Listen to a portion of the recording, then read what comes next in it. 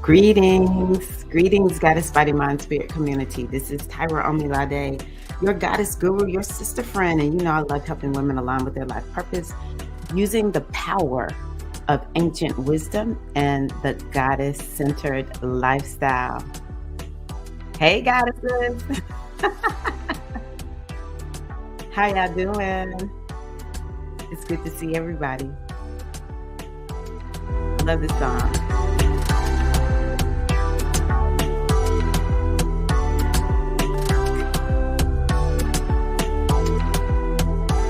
Get sexy with it in the morning. We get sexy in the morning here. Oh.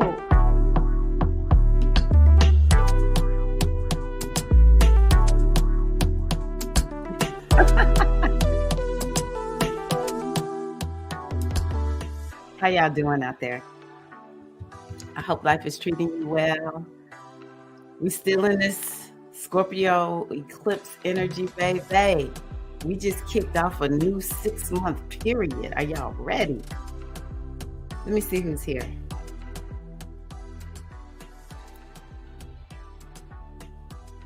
Greetings, buenos dias. How are you, Paulette? Let me pull everybody's stuff up. Ocean Kimmy in the house. Good morning. Hola. Hello, Extra.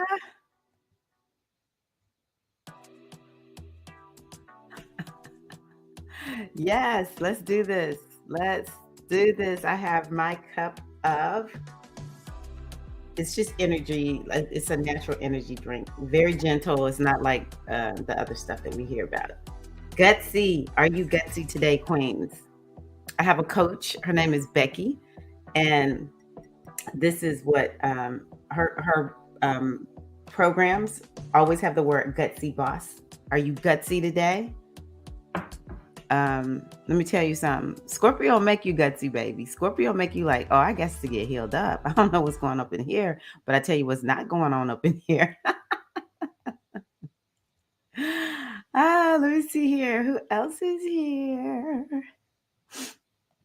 Good morning, Natasha. Welcome. Yes. Oh, let's see here. Oh my gosh. Hello to the Queen Peg. Welcome, Peg. How are you? Wealth Rising to Keita May. Yes, it's good to see you live and lifted. Hope everyone is well. Do not apologize for yelling. All right. We don't make apologies for being who and what we are. You come in with the passion. Okay. You come in with the love. Yes. Yell at us like that. See, that's called a good yell, Keita May. Oh, so good to see everybody. Paulette said, let's do this. Let's do this, Keita May. Okay, Eileen, you drinking your cup of Joe, not cup of Ho. Okay. I knew it was something else. Are we going to have fun? Or are we going to have fun up in this piece? Okay. We're not trying to be perfect. All right. So happy you're catching a live. How are the babies? I know the littlest one is now 1. Seems like he's one of the 8 babies. Peg is like Queen Mother. She got all kinds of children over there. She and her husband. How's the fam, Peg? You know, it's interesting that you say that. I had said I needed to start including the herbs that I use, the company that I buy my herbs from, the majority of my herbs. Yeah. Some of them I buy from the health food store. But I had said I was going to start listing out this drink or these herbs that I use. It's called Nature Sunshine. I just put a link. Like if you use it, I think I just get credits. I don't like necessarily make money, but I would love it if you decide you're going to start shopping. Use that link to shop.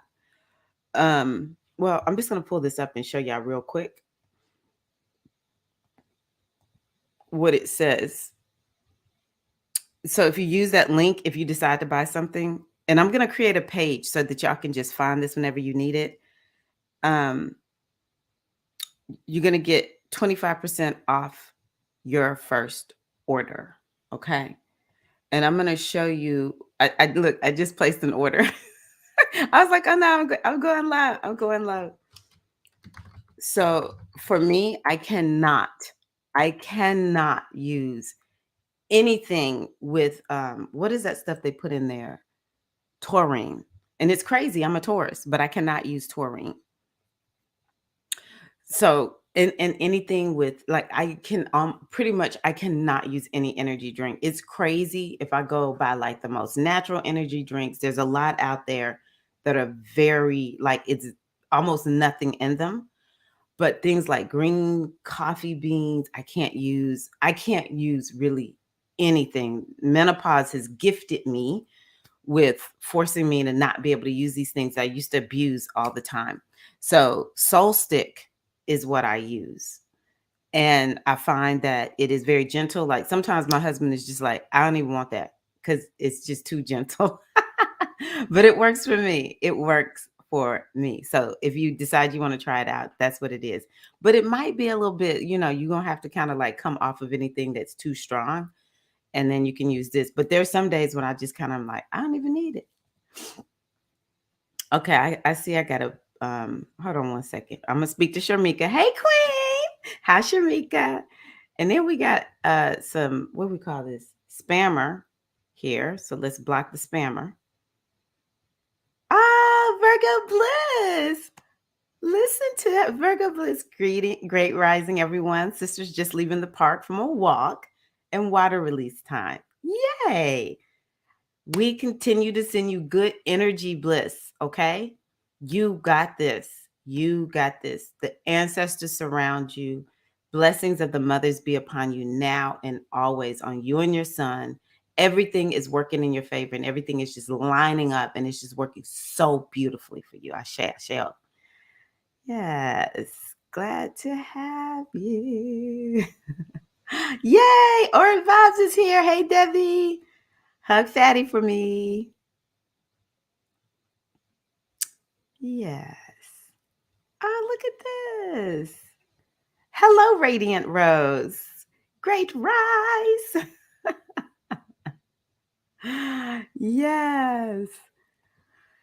It takes a village to make sure Priestess gets everything done. So if you do have a candle, I love that idea, Eileen. If you have a candle, let's go on ahead and light a candle. And what are you bringing into our circle today? Eileen is one of the ladies that's going through How to Lead Circle. She's becoming a circle facilitator. I hope it's okay for me to put your business out there, Eileen, but me and Eileen be rolling. So I'm her Ajabona. So I can brag on my aberration if I want to. Let me get my candle. I mean, my matches.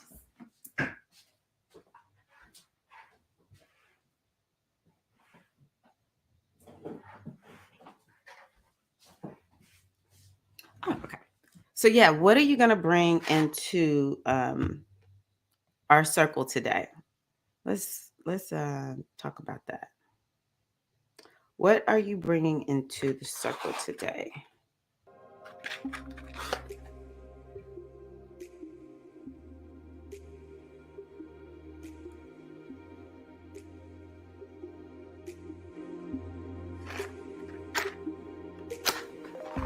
I am Tirra, and I am bringing joy and grounding. Now, if you feel tired or something like that, list what, or if you're frustrated, we're not doing no toxic positivity here. You can bring something positive, you can bring something negative. It doesn't matter. Just bring your truth. What are you bringing into the circle today? And one of the reasons it's good to do this, and don't y'all let me forget to stitch us out,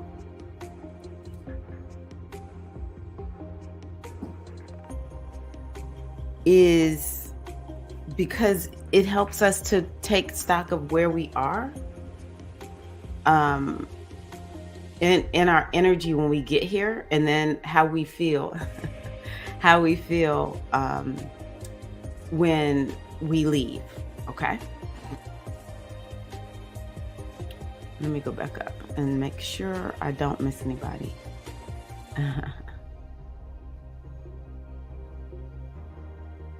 This is awesome.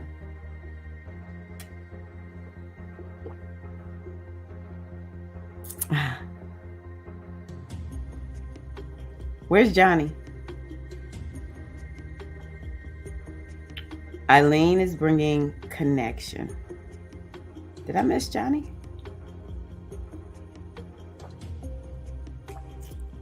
This is what's up.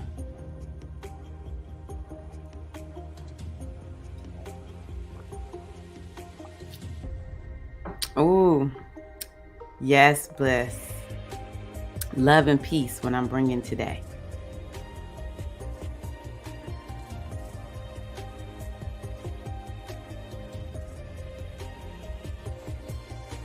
I'm Paulette and I'm bringing in anger. I love that, Paulette. Yes. Peg, awareness and a sound mind. Natasha, bringing in doubt. Oh, I'm so happy we did this. Thank you, Eileen.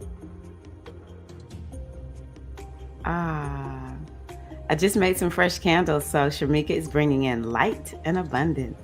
Asheo. Devi, bringing truth and assurance. Everything will work for me and Fatty's greatest good. So yes, I'm constantly speaking my Ashe into y'all's lives, and so it is.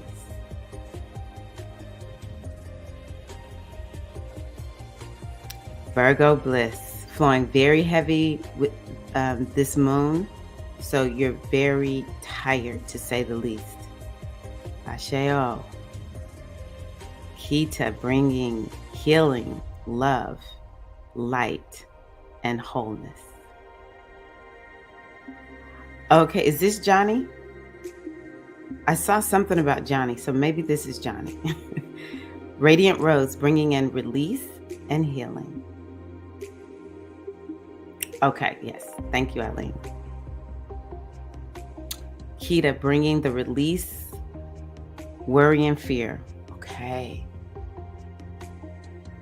Let's all just take a deep breath. Okay, thank you, Eileen.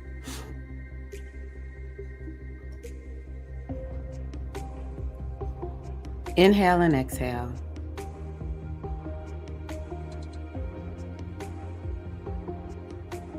Let's just take another 3 deep breaths. You want to take a deep breath in and a slow, long, deep breath out.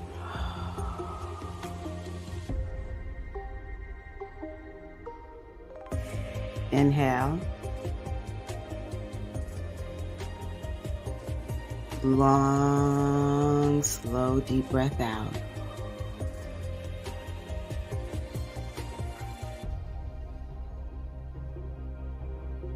Just take another deep breath in. Inhale.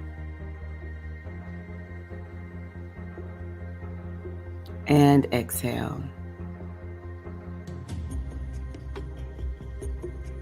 And just imagine yourself lying on the earth in the soft grass.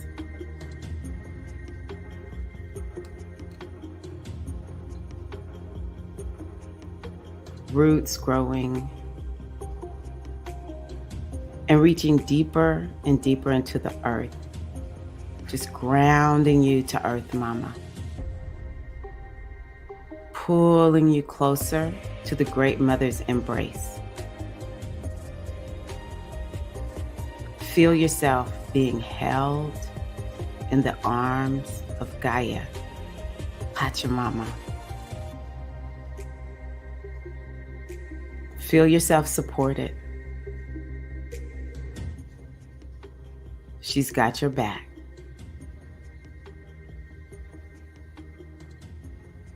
And as you feel connected to her presence, imagine that we're standing together in a circle. And just reaching out to your left and your right, taking the hands of your 2 sisters. Feel their presence. Feel the presence of all of our sisters who are here in our virtual sacred cipher. And just imagine that there's a thread of golden white light that is extending out from your heart to all the sisters who are here all the sisters who will watch the replay, we are one. Energetically, our circle forever remains unbroken. And just feel yourself connected at the heart with everyone here.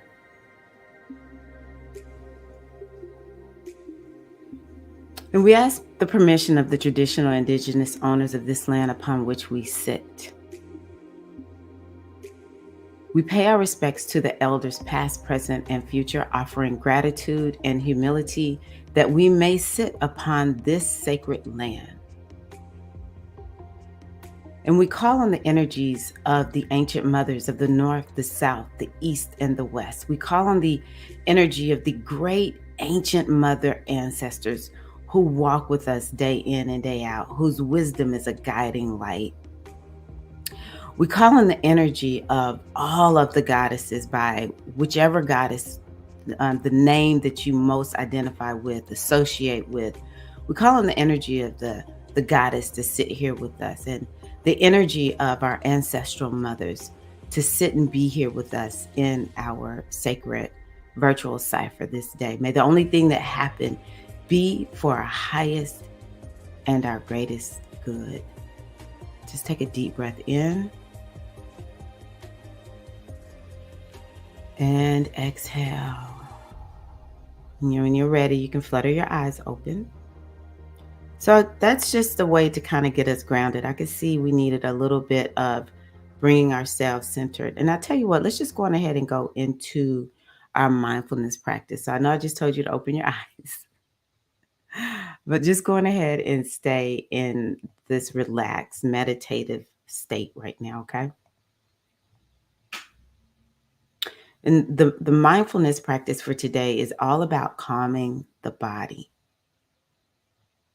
And this is something that I want to talk to you all today about is this ability to understand the power that lies in our body. And so let's just go on ahead and work on that.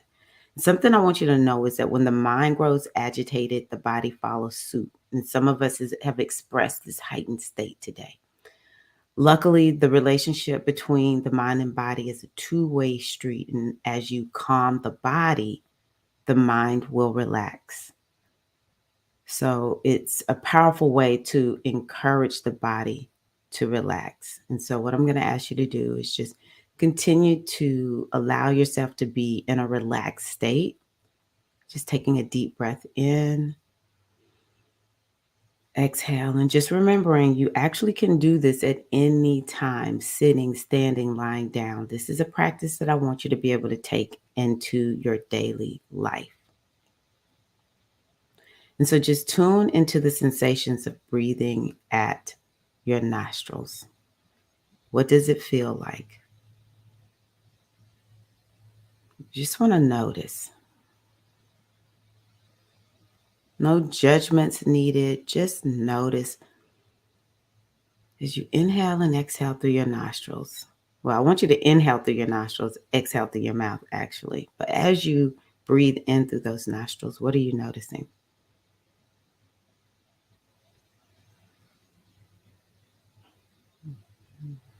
And just allowing your breath to return to normalcy. And with this practice, what I want you to do is to begin with your left arm. You're going to focus on your left arm.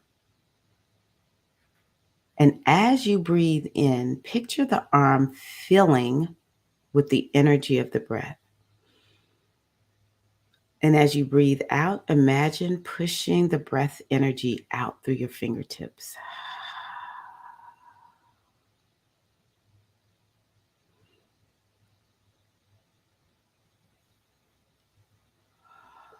And just tune into that left arm as you do this, keeping both the physical body and the visualization in your awareness.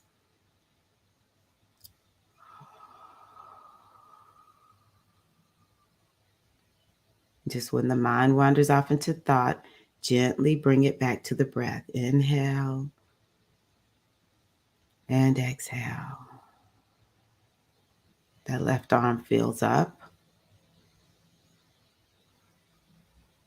And now Exhale, push all the energy of the breath out. I'm going to do this 2 more times just on your own.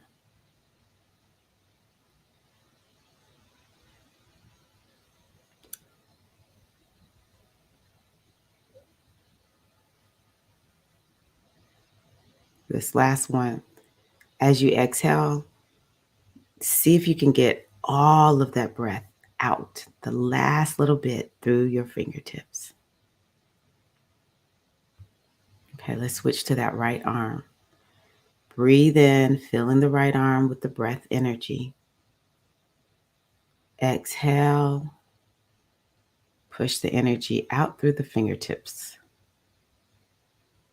Just continue with that right arm for another few breaths.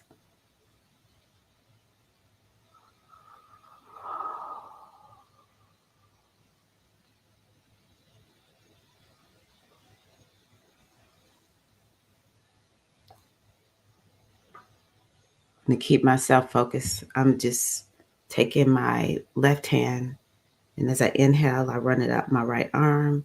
And as I exhale, I run it down my right arm out through the fingertips. Just 2 more breaths like that.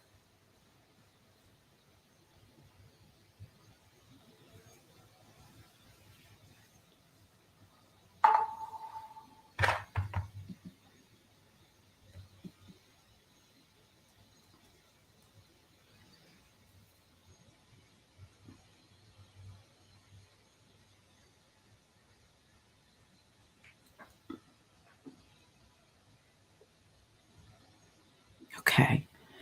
So let's move to the torso. Visualize filling the entire chest and abdomen with the breath energy as you inhale. I say even bring it a little bit into the neck and exhale. Push the breath down and out through the bottom of the spine and tailbone. Feel that breath energy rise up into your abdomen, your chest, even a little bit of the neck, and exhale. Take it down through the tailbone and the spine. Push it all the way out. Let's just do that for another few breaths.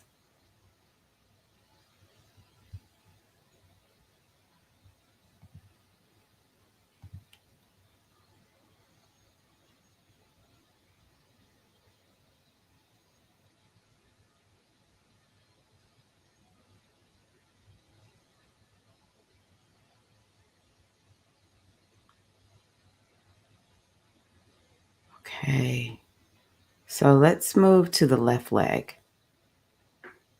We're going to just bring the energy as you inhale up the leg. Bring it even into the hip, okay? Exhale. Breathe that breath energy out, down that leg, the calf, ankle, foot, toes. Okay, we're doing the whole leg and hip joint.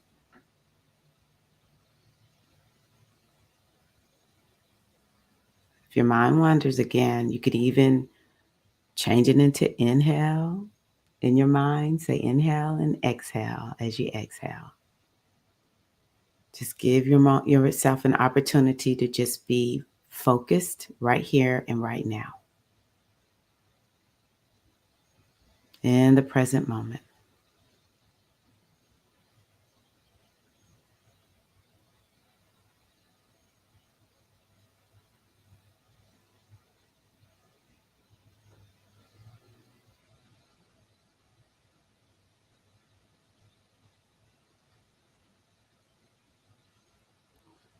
One more breath in that leg.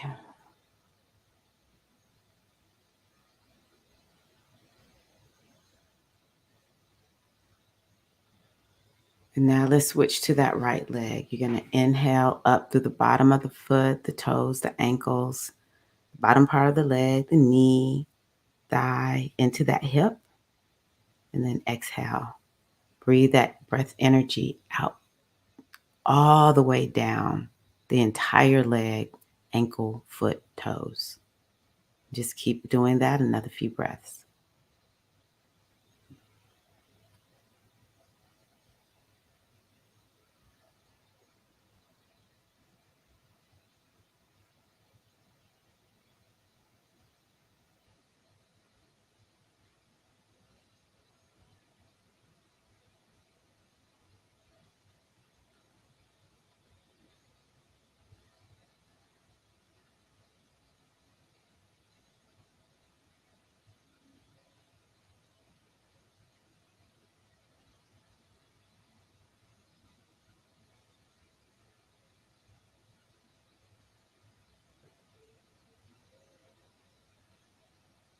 One more in that right leg.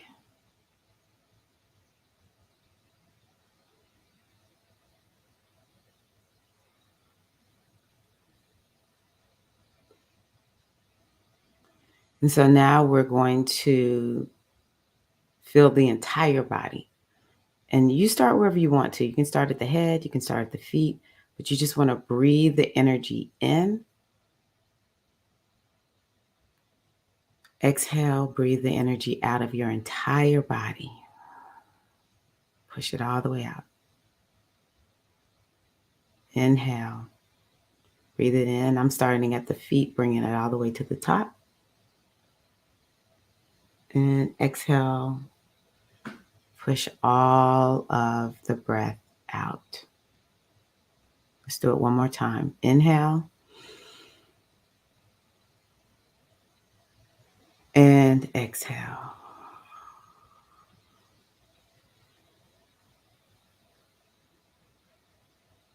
And just take note of how you feel right now,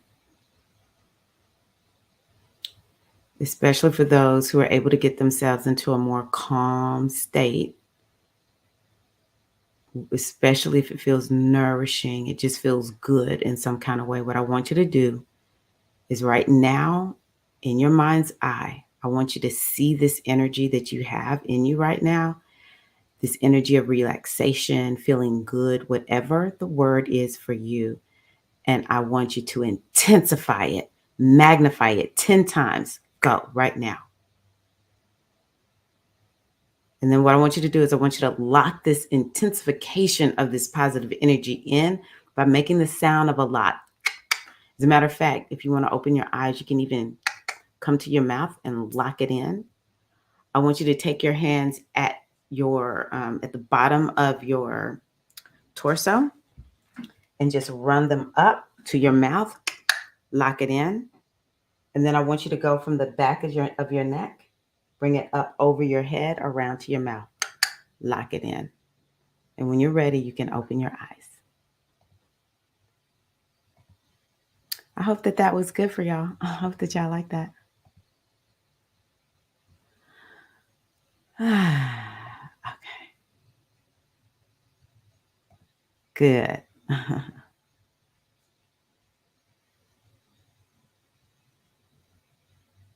Yes, Johnny.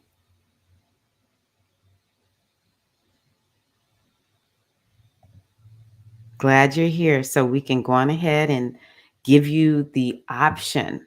We have these two wolves inside of us. This is how the Native American story goes. And they are, they're fighting to be the one that you focus on the most. And so when you take time to, tune into your breath and come into a sisterhood to be held and supported, and even supporting other people kind of helps us, then it can quell that wolf that is like, what'd you call it? Quell that root side so that you can make sure that you stay in this position of power and you're making choices about what you're doing and you don't feel like anything is pulling you to do things that you don't want to do. So I just want to share really quickly before we start talking about a happy pocket full of money. First and foremost, I'm going to have, you can see scrolling at the bottom. I know we just came out of the new moon, but still I want y'all to go on ahead and know I already have the full moon link uploaded. You can go, click on it to remember to join. November the 5th is when that one will be for the full moon in Taurus. Yeah. So also, I put in there Voxer days are coming where you could spend time. There's an app that I use. It's like a walkie-talkie app. It's different from apps like WhatsApp or Messenger in the sense that when I'm talking, you can hear me talking in real time. Or if you're talking, I can hear you talking in real time. Or if there's a message left, you can just go listen to it like the other messenger apps. But I use Voxer for all of my coachees. And it's like how we connect in between if they have questions and stuff. They don't have to wait and, tell me everything in the coaching session because the coaching sessions are only an hour long. At least that's how long they're supposed to be. um, and so I just have found a lot of breakthroughs come through that Boxer app. When they're able to talk, I'm able to talk to them. It's like this, we just some days, if they're really like getting ready to have a breakthrough, we might spend quite a bit of time going back and forth on this app. We don't just sit there on it. I might come and I'm like, "Oh, she responded," or maybe I say something, she thinks about it, and then she's like, "Oh, okay, this is what I took from what you said," or whatever. So if you want that kind of experience with me, where you're like, "I just need to talk, and I need more than a 90-minute reading," then those are coming. It's going to be for about 8 hours, 8 to 10 hours. I can't remember, maybe 9 hours or something like that. That you can just all day long. You can Voxer me. You can ask me questions. You can ask for my feedback. You just may need to be heard, and you just need somebody to hear you. Because for me, sometimes it's like I just need somebody to hear what I'm saying so that I can get maybe somebody can reflect back to me what they're hearing. Sometimes I feel very misunderstood or I feel confused and I've asked people to help me and it's like, I don't know, they're not capable. Let me say it that way. And so then we got all this stuff swirling and swirling and swirling in our heads or whatever. I'll even do readings that way also. Like if you're like, hey, can you ask the oracle this or you can ask the oracle that or whatever. But for me to have somebody who can listen to me is priceless. I really appreciate it whenever I am in a coaching program and that person is just here to listen to me. So those are coming also. So the other thing I want to share, and I'm going to look at the comments in a moment, but yeah, y'all know I'm in the middle of a time of change and transformation and awakening. And so let me be an example that there's no spiritual teacher that arrives. The way the system has been built is you have to evolve and grow and change and do new things. Um, and so that's where I am right now. So I think the last time I talked to y'all, well, a couple of weeks ago, I was talking about how I kind of got into this moment of like, how do I know any of what I'm really saying is real? But then I really thought about it and I'm like, no, I've used it. I've lived life with these teachings and without, with is so much better. And so now where I am is I feel like I'm getting some new teachings. I feel like new guides are popping up. I recently was on somebody's podcast, and I really need to share that with you all now that I think about it.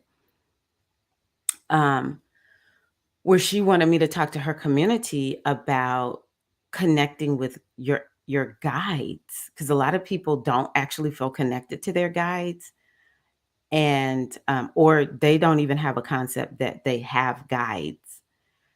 And so, I was like, "That's so interesting that I have kind of been like" well, talking to her community as well as kind of wondering, like, should I do a workshop or a circle around connecting with your guides? And then I feel like I had a guide come to me today. Now, I'm not gonna explain that yet because 'cause I'm still, for me, I gotta I'm a aunt, y'all. Come on now. I'm a aunt. I gotta test it out. I gotta see what's going on here. But I feel like I got an amazing breakthrough this morning that I want to share with you all. Um, so what came to me is, y'all have been watching me on this journey of slimming my body down. And I kind of feel like,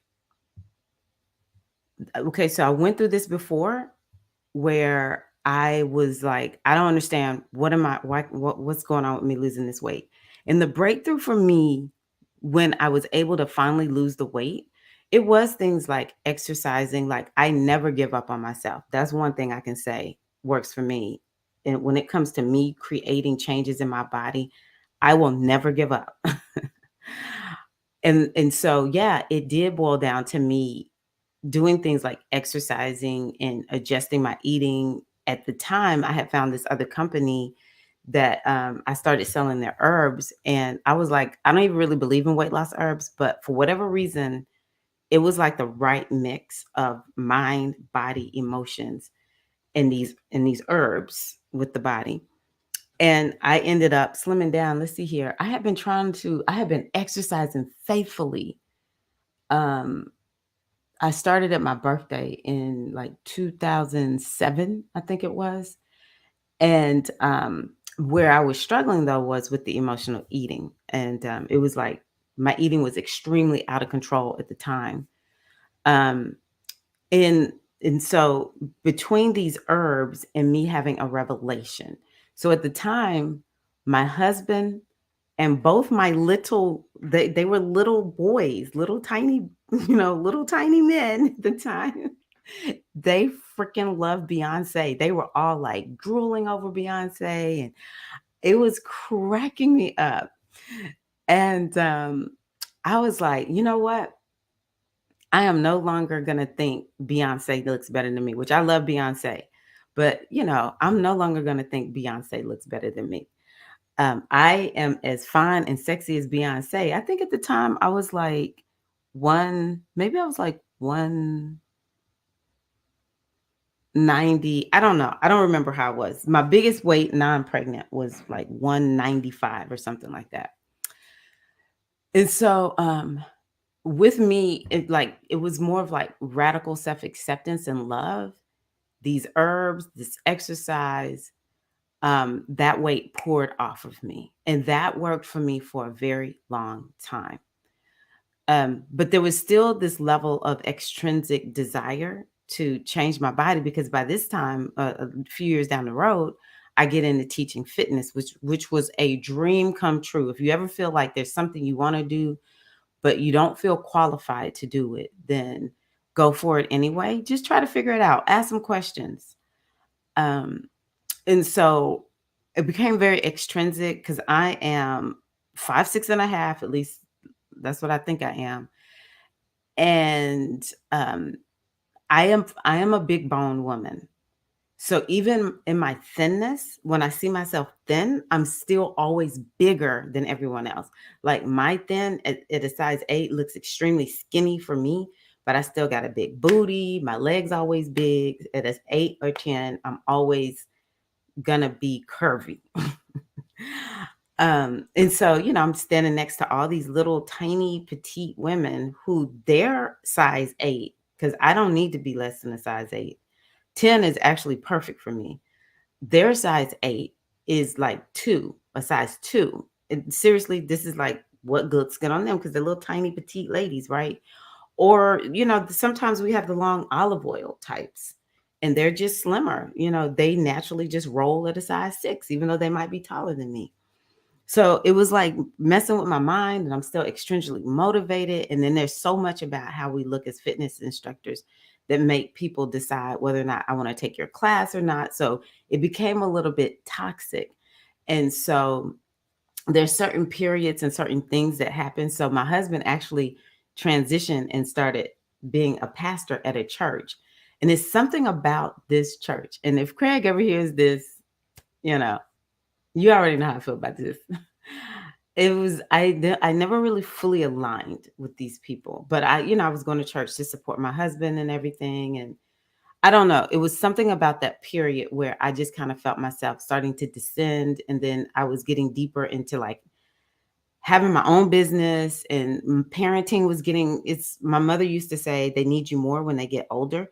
They need you more the whole time, but it's in a different way when they get older because they have minds of their own and they capable of doing stuff that a little 2-year-old can't do.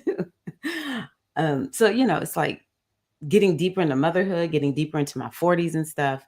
And this thing with the weight has just like really moved me in a whole new direction where it's like I don't feel like I have full control. So have felt like The reason it's taking so long for me to make this happen is the radical shift that needs to happen is complete acceptance of self, number one, which I got from that first time.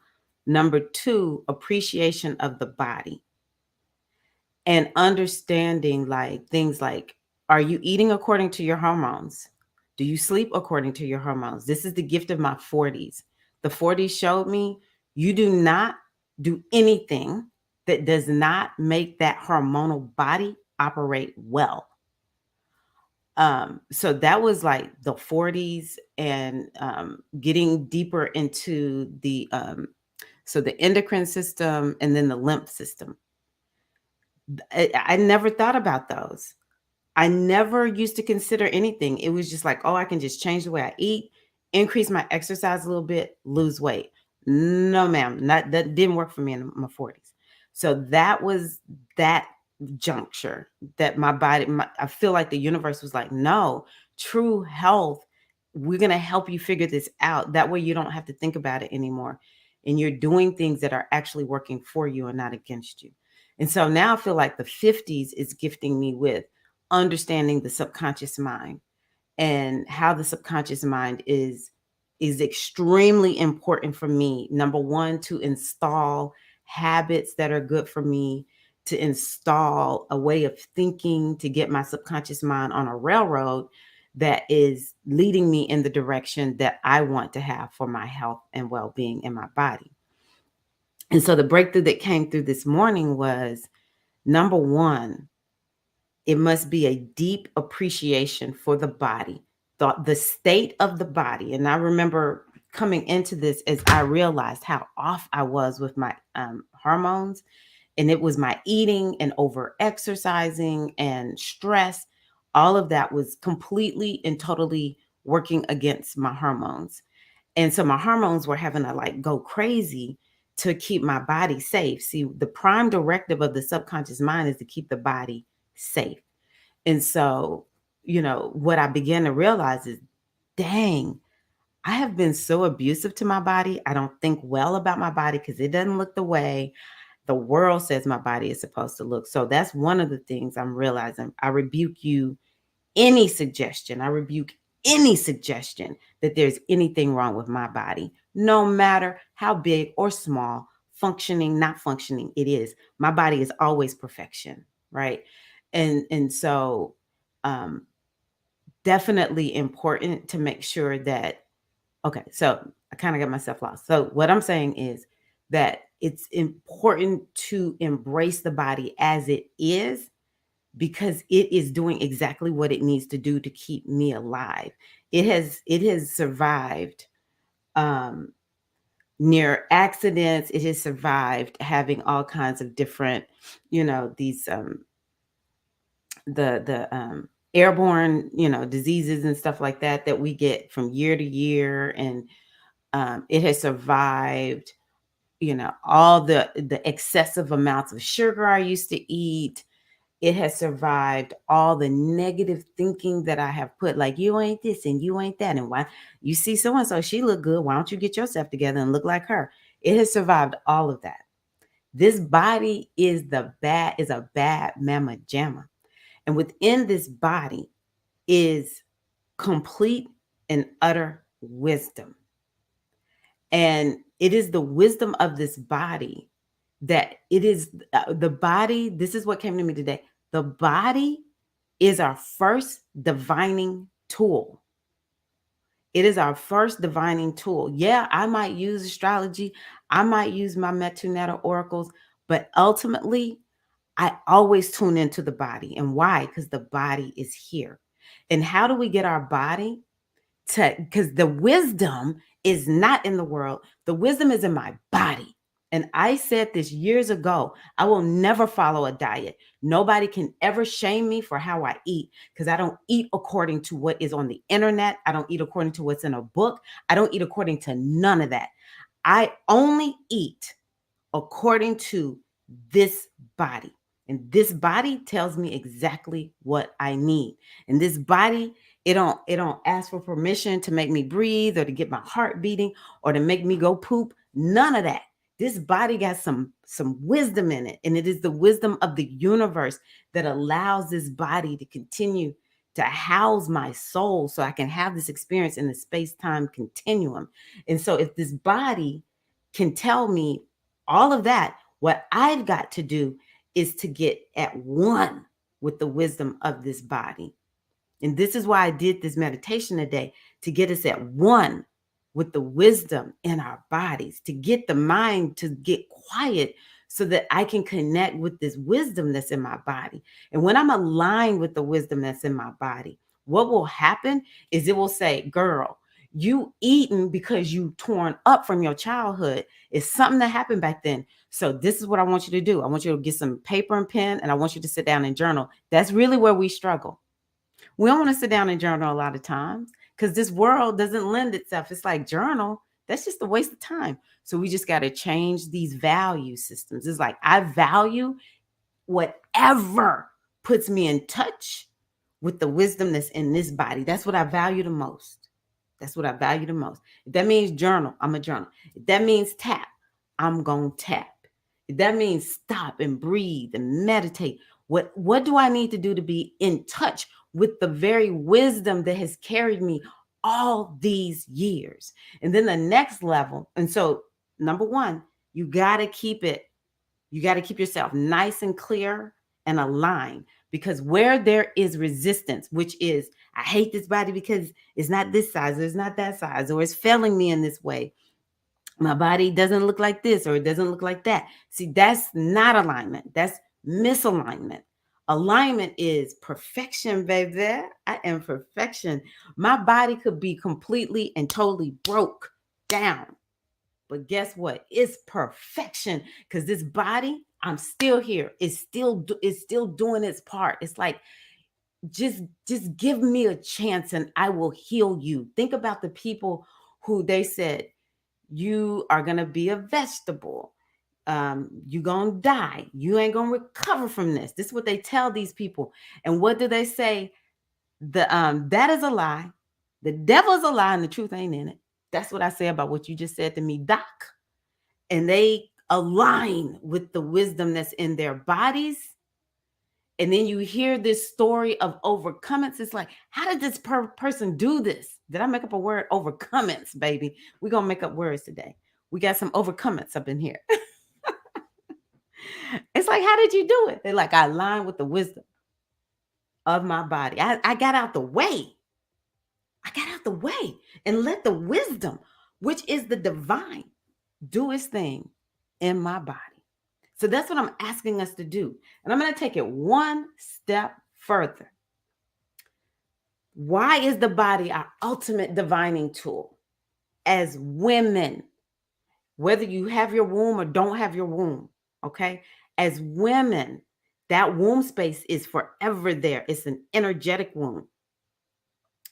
If the physical womb is there, great, all right? But that womb is a portal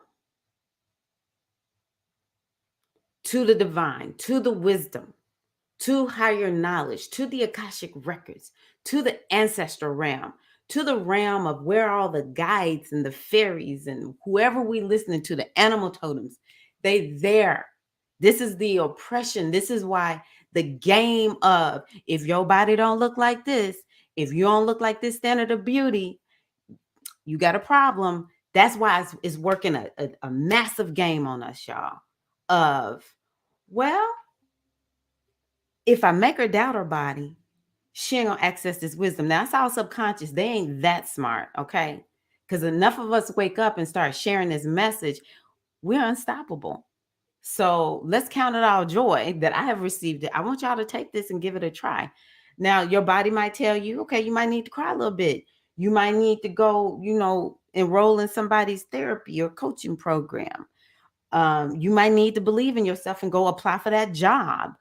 Your body might say, okay, look, I'm going to tell you what you need to do in order for you to completely and totally be walking a line. I'm going to tell you what you need to do. And so I want you to think about, you want alignment. Resistance is like, this is like the thing that you're like, okay, why am I resisting this? Because once I get past this resistance, I am unstoppable. But your body is going to give you all of this. But you want to sell yourself on anything that makes me doubt myself, anything that makes me doubt my body, anything which could even be you that makes you not appreciate your body 100% and just be like, this is it, y'all. When the great mother created me, when Obatala formed me, the mold was broken. Like, seriously, let's talk Lizzo. I don't listen to Lizzo's music. I don't know much about Lizzo, but I tell you what, she impacted me. I'm like, this woman right here, this woman Lizzo right here is letting us know, just do you. Okay. And it's all great. And it's all the mother, right? The more we align with our body and let this come through, the more we tap into the power, might, wisdom, wonder of ourselves as the great mother in a body. I know I just went a lot into that. Ah, love that.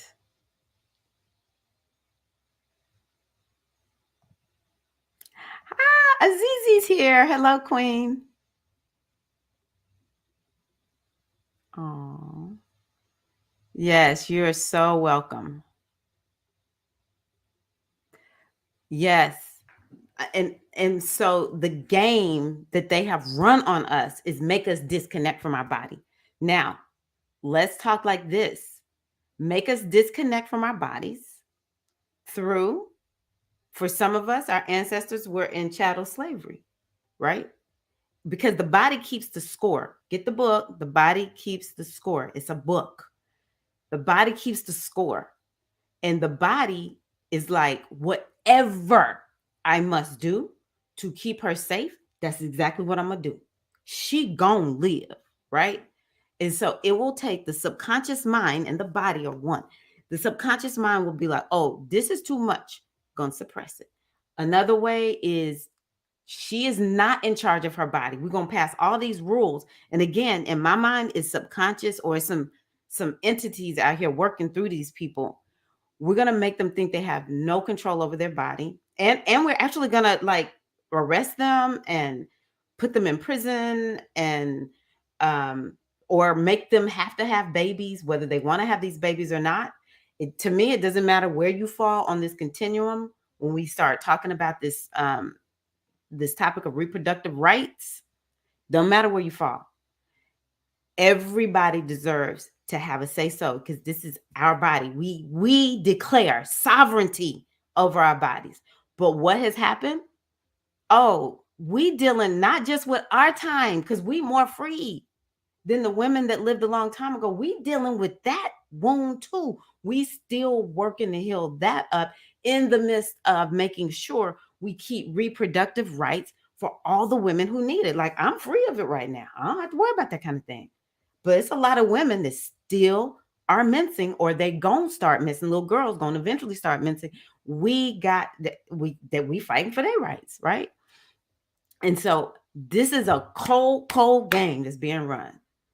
Get them as disconnected from their bodies. They cannot access that womb space.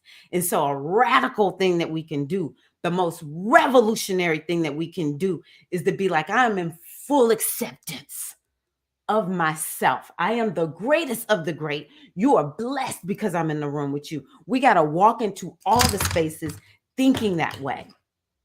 Whether we say it with our mouths or not, it's about the energy. It's about us carrying that with us as our truth. Okay? The game is disconnect or make her hate her body. She will not connect with the wisdom within her. So we're gonna give thanks to this energy that came in through me this morning. I'm like, I don't know, maybe y'all not moved by what I'm saying, but for me, this is like some of the most transformational teaching I have received ever in my life. Ever in my life. So thank you for sharing that, Eileen. Hormones wreak havoc on us, and we have no idea they are going nuts and knocking us around. And what do we end up doing? Eileen is a nurse. Thank you for sharing that. What do we end up doing? We end up thinking, I don't know why I can't control my eating. I don't know why I keep going over here eating this stuff, right? Um, or I don't know why I can't keep my eyes open. I'm so sleepy. I can't sleep at night. We think sometimes we can't sleep at night. Now, some of us need to be turning off the social, all the technology as way earlier than we do, right? Again, so many lessons learned. Thank you, menopause or perimenopause. Perimenopause, baby. Perimenopause helped me to realize that once I started getting control of my hormones, and so it's like you want cortisol high in the morning, which I did not know. I know nobody ever taught me.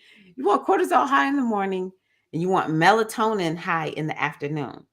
Because see, the health and wellness people were like, don't eat any carbs in the afternoon. You eat your carbs early in the day. The body's going to break it down. And so what ended up happening was, when I was in adrenal fatigue, the adrenal fatigue teacher was like, you better not eat no carbs. Do not eat carbs for breakfast. No carbs in the morning. No carbs before lunch. Eat protein to get the cortisol up. And then you eat carbs at lunch or a little bit later, because I do a lot of intermittent fasting since I've been in since I went through perimenopause. In the afternoon, is or later in the day is when you eat whatever carbs you're going to eat. And guess what?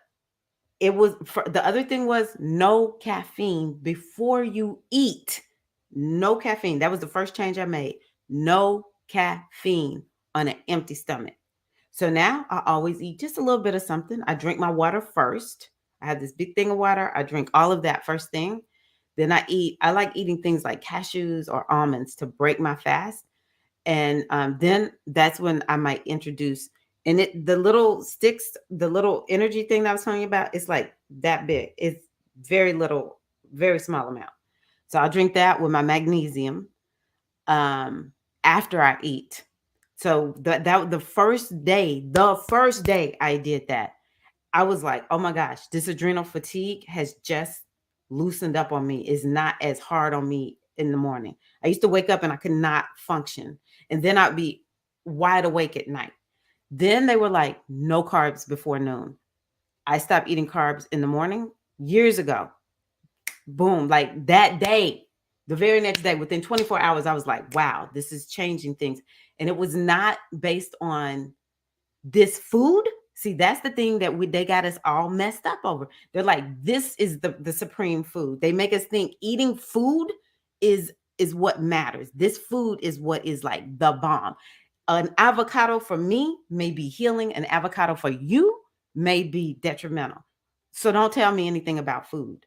It's more about hormones. So for me, eating more protein and fats in the morning, I just naturally have a lot of energy.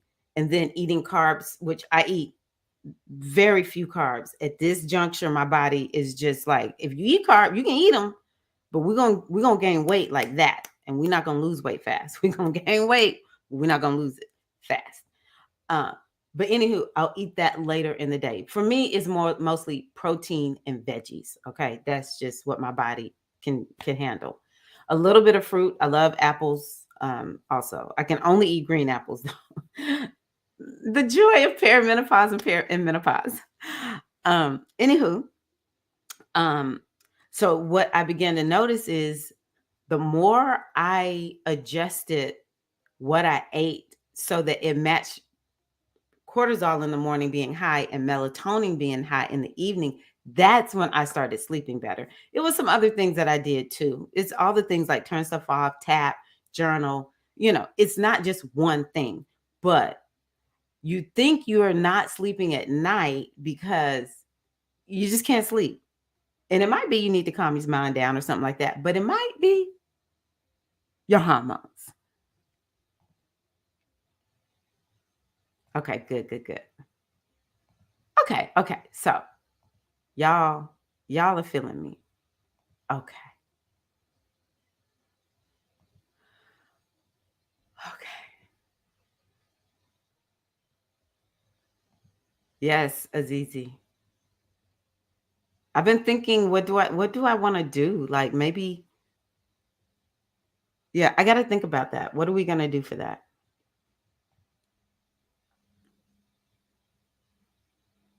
Mm, Asheo, the first home. Wow.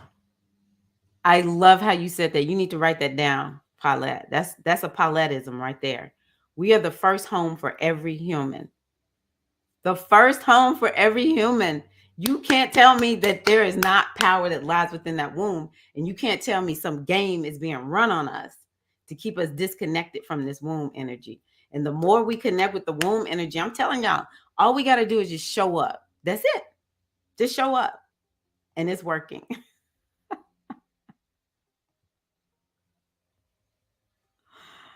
Ah, okay.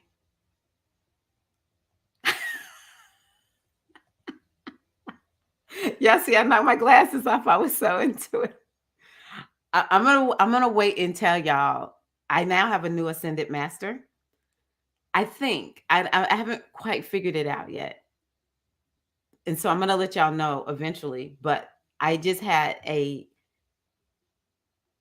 It is one of the most powerful experiences I've ever had, and I've done initiation. I guess it's my life initiation. It's when my teachers, my Baba and Iya, they were like, okay, you just went through our initiation. Now go initiate yourself. Let the Orisha initiate you. Let the goddess initiate you. Let the ancient mothers initiate you. Because I'm telling you, I've been doing. It's been hard. It's been rough. It's been, but part of that is the releasing, so that I have the space to allow. That's the other thing that came to me this morning, is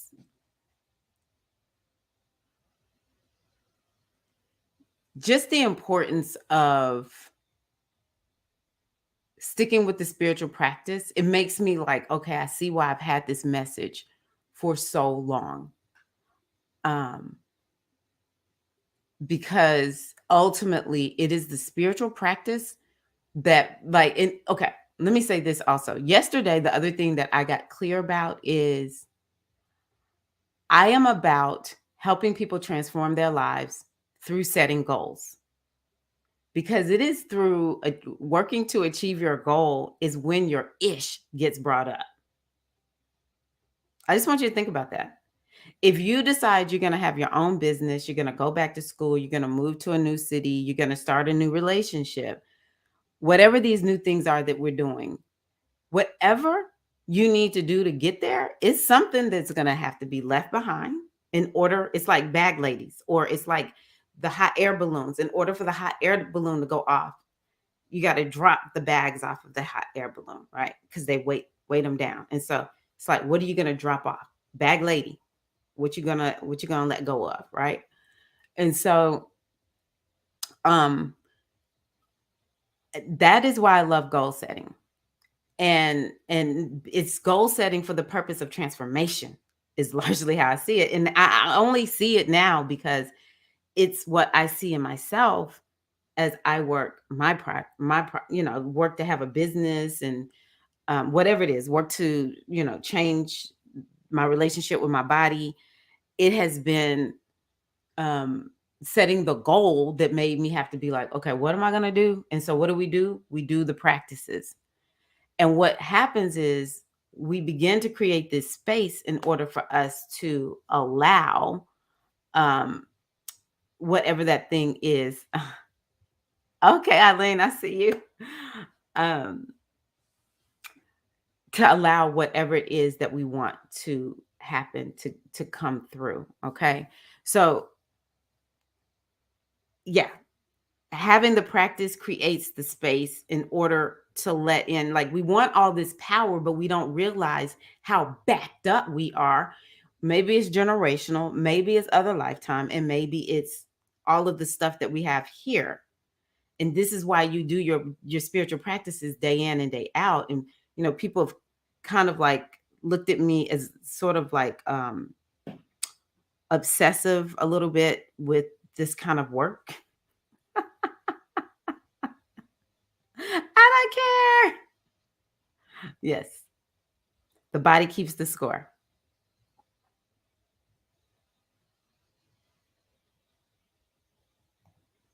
Yes. So I love that you shared this. Let me take a sip. Oh, it's all gone. Um, I love that you shared that, Shamika. Very, very, very, very important. So now, now the work is that your body is the fact that your body has done things like what came to me this morning was, and I remember when I first recognized this. So it must have been when I was about like mid 40s somewhere. And I was like, why is this weight jumping on me like this? And then this weight would not leave. But it wasn't like just a little extra weight. It was real puffy. I was like, why is everything so puffy? It's not even just extra weight, it's puffy weight. See, Lizzo, she ain't puffy. She just, she's sturdy. But mine was like puffy. And that's when I was like starting to understand how do the hormones work. And so what I began to realize was the importance of working on two things: insulin and keeping insulin low, and keeping my liver healthy. All right. And so what ended up happening was I recognized that I was, eating too much sugar. This is prior to 2017, but baby, 2017 got me together with the sugar. Um, it was my body is like, you're very toxic and the liver is not working right. But see, the hormones, they gonna keep doing what they do because I'm eating and all that. And then the other thing was I'm Scorpios, one or two ways Scorpios operate. Okay.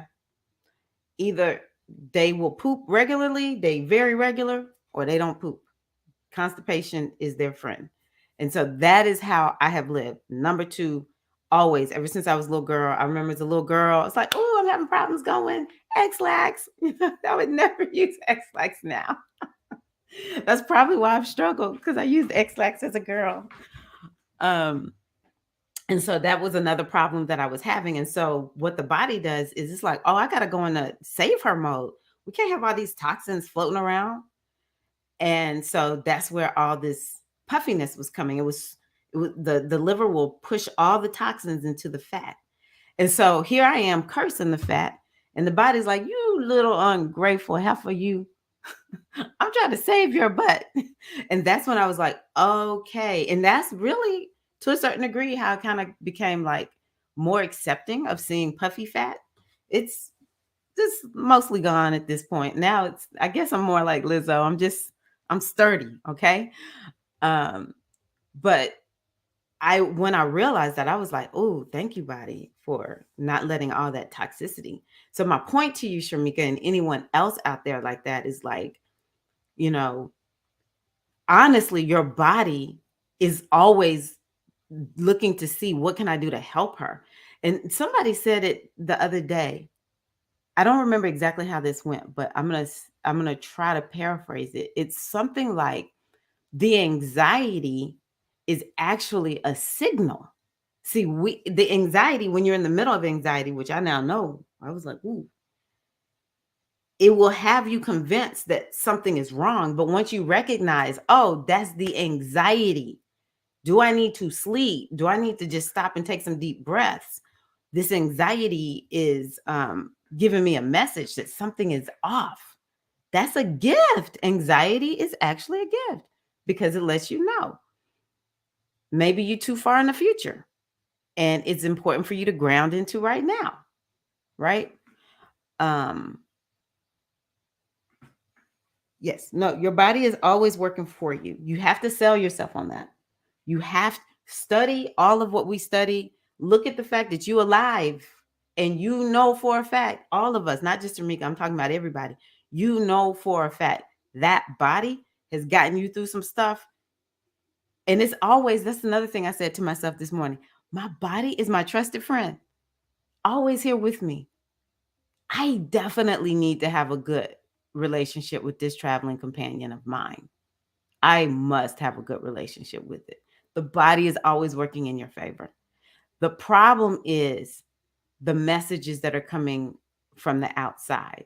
And so we just rebuke it all. We rebuke it. The devil is a lie and the truth ain't in it. If it ain't for me, it's against me, and I'm not buying into it. Whatever you need to say, right? Hey, Marcella.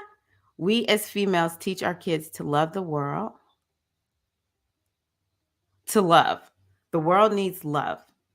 It's easier to hate than to love someone. Women are changing the world one person at a time. Yes, Marcella. Yes. Marcella of Soul Root. So y'all, I have a video somewhere. So maybe I'll just keep their link in my description. So whenever they show up, I can tell y'all, go check out Soul Root. Oh, hold on.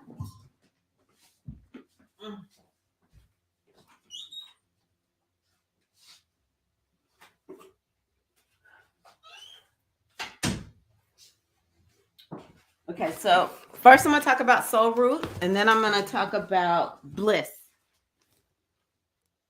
Jewels by Bliss. So Marcella and Courtney sent me some goodies. Look at this. I don't even want to use them. Marigold from their farm. And honestly, just this talk about how the body is taking care of us. Think about Mother Earth. This is lemon balm. I don't even want to use these. They look so beautiful. I'm gonna use them. I'm gonna use them myself. And then they sent me this, the mace. Yeah. It makes me think about the Earth Mama and how the Earth Mama is always with us, right? So, and I will get links to all of this for you all. I need to put these in my. Now, I don't need to make money off of these. So I'm just saying, I'm showing y'all this because I want y'all to shop with these women-owned businesses that come my way. So I love this crystal. Last week when I was going through the all of the things that you have to go through when you lose a loved one, this crystal was one of my best friends, along with this one that Eileen sent me. These crystals got me through last week. And so Bliss, Jewels by Bliss. Actually, y'all are watching me unbox this. I mean, I took it out the box, but I hadn't taken them out yet. I got this to put on. I don't know if Bliss just sent this to me. Maybe I did order that. I don't exactly remember what I ordered. And then I got these bracelets for my sons because I wanted to get them a protective bracelet. So these are for my sons.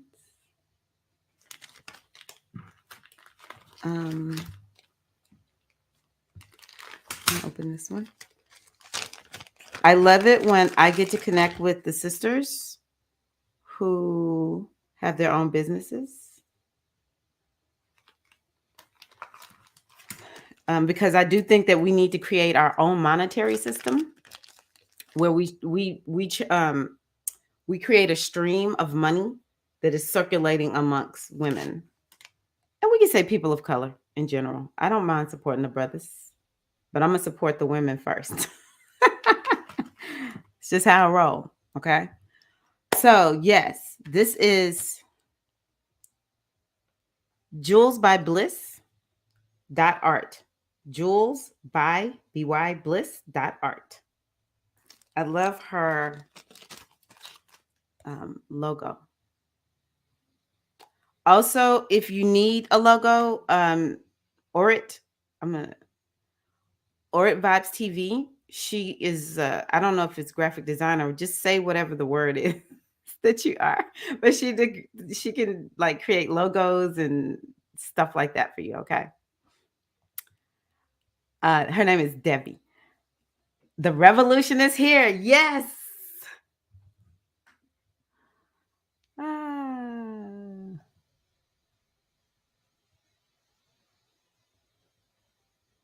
Mm-hmm. And see, people think you crazy because I know several women, you never see their hair uncovered. And you just got to do what you got to do. Debbie said, I never sleep. Yes. This is the altar right here. Yeah, I always teach in my initiations, we have the altars. I love having a physical altar. And you see me pointing in this direction because this is where my altars are over here. But they represent this, actually. It's just a place where we can set up. And sometimes if we feel a little bit off, it's very helpful to have an altar. But the altar is this. Okay. Asheo. We honor you, Queen. All right, Ocean Kimmy. Yes. I don't even want to use them. Y'all remember Soul Root? They came on, Courtney and Marcella. So amazing. So I think what I'm going to do is take a spiritual bath because one of them is Tulsi, and that's one of my favorite herbs. And so yeah, I'm going to use Tulsi. I just figured it out when I went through the last SAI initiation. I was like, oh, we're going to use that. Good. Hey, Diza. Yes.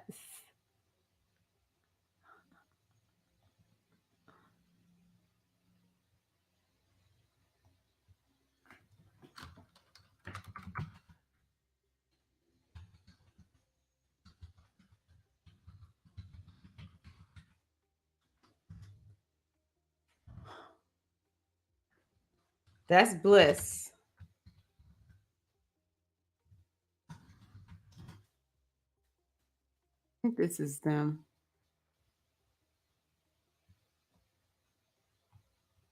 I gotta find no. Let's go. If you go on to maybe this is it. Go on to everything will be here. I know for a fact you can find everything here for Soul Root. Yes. Working with our indigenous sisters. Okay. Here we go.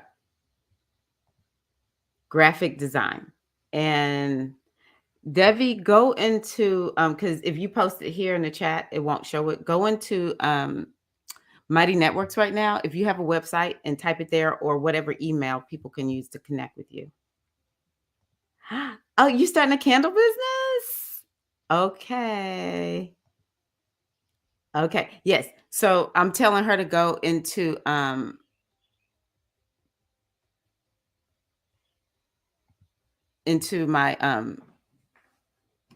my community and post her email or her website. Okay. And she can get that taken care of for you. Yes. Keita may be in the group.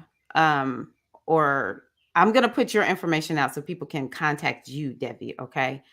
And then if you are not inside of, go ahead and ask though.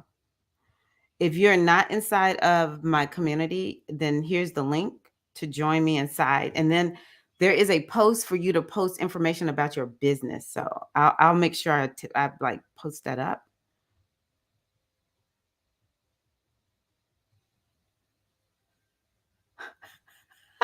I showed off all the things that I bought from your business, Bliss. Bliss is like, what's going on? Thank you. So yeah, if you go to that link that I posted for the Soul Root, I'm sure their website is on there. Hold on one second. Is their website on there? Go to their Instagram, okay? If you scroll down, you'll see it says, please follow us on Instagram. Go to their Instagram and you can find it because I don't see the link.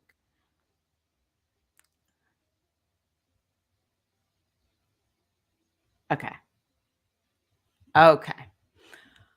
So let me pull up our favorite book. And it kind of goes with what we were talking about today. Thank y'all for being so receptive to this message. I look forward to when I can share with you who my new ascended master is. Um, okay. So I kind of glanced over it because I'm like, I want to be prepared when we do this. So I just want y'all to kind of take this in. Just take a deep breath and exhale. Um, so he's talking about it says here the first time you do something is a journey of discovery. You take in the details and learn many new things. There's no labels and memories to enable you to prejudge the new experience. It's learning at its height. The 100th time you do it is often very difficult. For most people, repetition brings about unconsciousness. And that's just how the subconscious or the unconscious mind works. The subconscious, unconscious mind, same thing. Okay. Same thing. Most people do and see things that occur the most often in their lives in an unconscious and unaware state. And that's why the other day I had brought up, and I know I keep saying I need to put the updated graphic in here, but I meant to and I didn't. That awareness of the framework that I love to use, awareness is one of the keys. It's queen. I'm trying to tell y'all.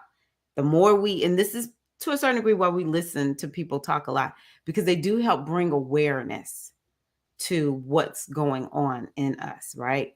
But we have to learn to create things that bring more awareness so that we can see what have we just kind of like unconsciously gotten into doing. Um so memories of the past experiences take over. Learning and discovery drops to zero. What good does it do to serve? What good does it serve you to live today based on your memory of yesterday? Um, you miss the gift of the present moment totally. Because remember, we were talking about the importance of being in the present moment. Okay. So, in your business or your work, do you take an absolutely fresh new look at your workmates, customers every new day, or do you go by how you know them in the past? That is very important. Everything changes, and using memory keeps you from seeing that change, seeing things as they truly are. So you want to try to forget everything about what you're looking at, and you will discover a whole new world, and you will grow a whole lot faster, grow your wealth and yourself a whole lot quicker. So there's this one teacher who I have listened to about Ho'oponopono. His name is Dr. Hu Lin. And so he says in Ho'oponopono, which is this prayer that we say, it's based on an ancient Hawaiian tradition, the Kahuna tradition of to make right twice is what Ho'oponopono is. And it's this energy of bringing things back into balance, bringing things into alignment. Just like what Ifa is all about, is being aligned. And so he says, with Ho'oponopono, there's only two laws. You're either living in memory or you're living in inspiration. You're living in memory or you're living in inspiration. And so, what we say, the Ho'oponopono prayer, and the way I say it is, I love you. I'm sorry. Please forgive me. Thank you. Doesn't matter what order those four phrases are, because you'll see them in different orders. Some people just say, I love you. I love you. I love you. But that's typically after they've done it for a long time. But I love you. I'm sorry. Please forgive me. Thank you. And that prayer is essentially an eraser. Okay. And it erases, hold on a second. It erases the memories. Because, see, when we are in memory, we are living according to ancestral memory. We're living to according to other lifetime memory. And hold on one second. Did I hear my door?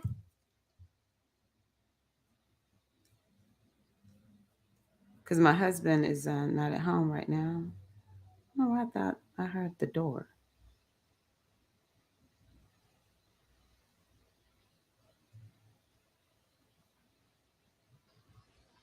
Oh, no, I don't know what I heard. So we're living according to memories that, we have collectively created with other people. We have our own memories or whatever. And so when we're living according to memory, we're not available to be completely and totally aligned. It's just like what I was talking about, this complete and total alignment with the wisdom in our bodies. We're not aligned with the wisdom in our bodies, which is also the wisdom of the universe. And then, we're going to be living like what is here. When we live according to memory, we miss the gift of the present moment. Okay. So memory is a good thing, but we have to be more conscious and aware of how we use our memory. And one of the ways I used to say it, because the energy of Aset is she governs the memory faculty. And I used to say, are you living according to a memory that is empowering, aspirational, or are your memories anchoring you down and making you operate less than?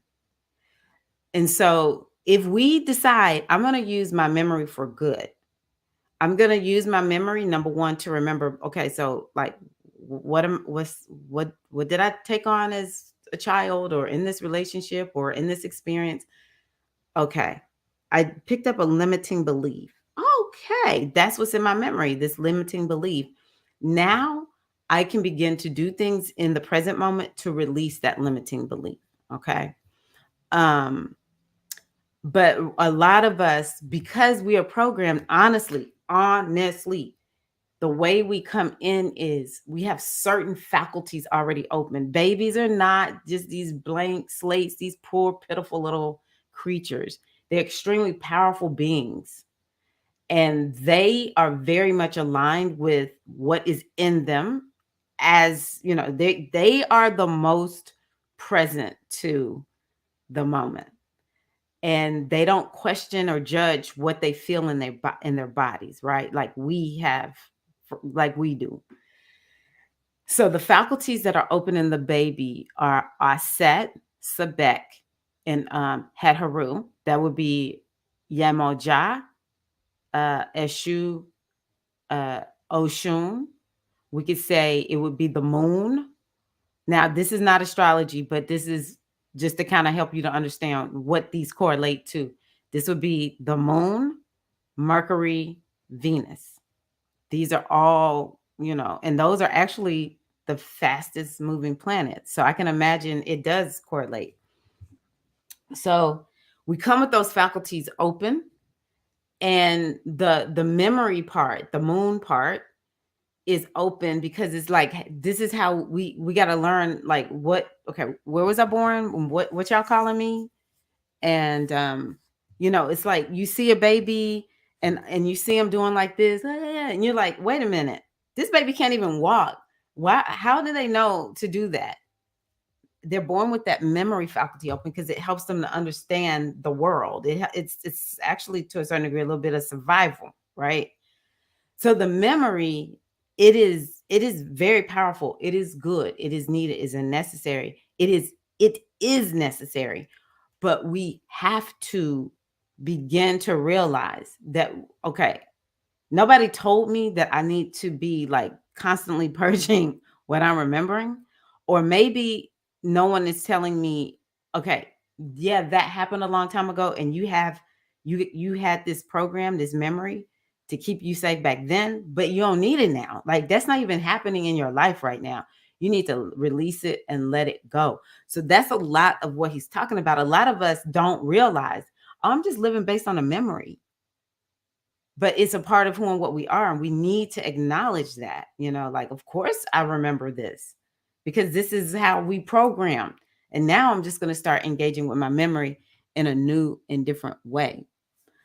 Um, it says, think about it. I really love this example. It is quite often that a stranger will compliment your workmate or spouse over something that you totally miss every day because you do not look at them as if they were totally new to you.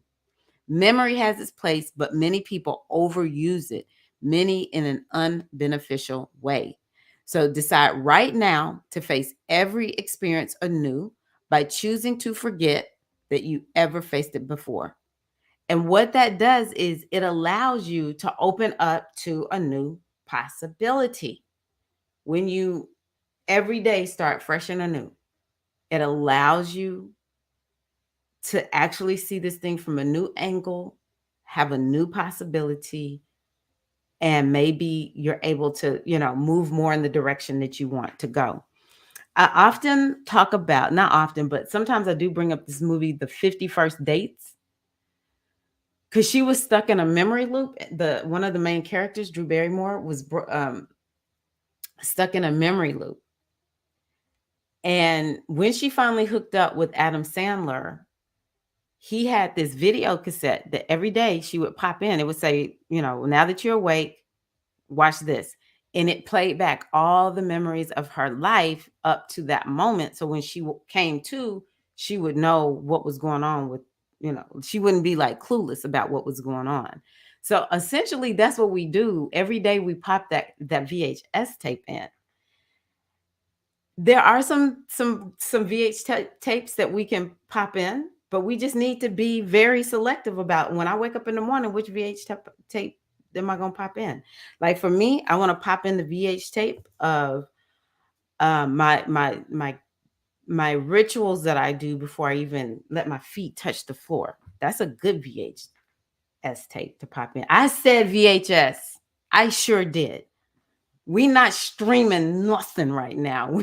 We doing it manually. VHS tapes, baby. Don't make me go back to Blu-rays and all that. But we popping in the VHS tapes, and we want to just be more conscious aware. Like, yeah, yesterday you got in a fight with somebody. Do I really need to pop that back in, or can I allow myself just to be like, you know what? I'm just going to look at this with fresh new eyes today. It's not like we just act like things aren't happening, but we're just giving ourselves a chance to start things fresh and anew. And that's part of why we clear our energy and journal to get it all out and do all the tapping to reset our energy. This is why we do it, because it helps us to do this right here.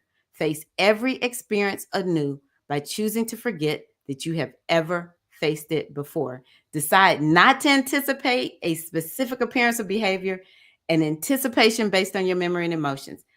Practice detachment of outcome, but have certainty. Of your choices and intention.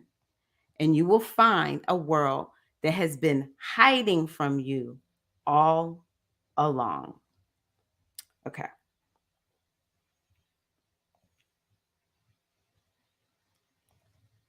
Woo. Let me save this.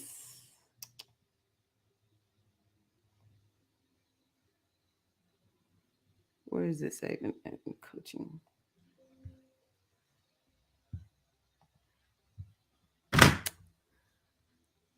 Okay. You're welcome. Oh yeah, that's good. Yeah, now that you mentioned that. November. I don't know if it's gonna be like a Black Friday thing. But yeah, keep me posted, Bliss, and I'll make sure I send that out for y'all. And y'all know Bliss just moved. I'm just gonna just say it. Bliss just moved, and this will help her continue to, be able to support herself and her son and all that kind of good stuff. We will be, pouring our seed into money that has to do with a woman of color who is a part of our community and all that kind of good stuff. And just keep it in the hands of somebody who has the same values as us. Okay. Nice. It works.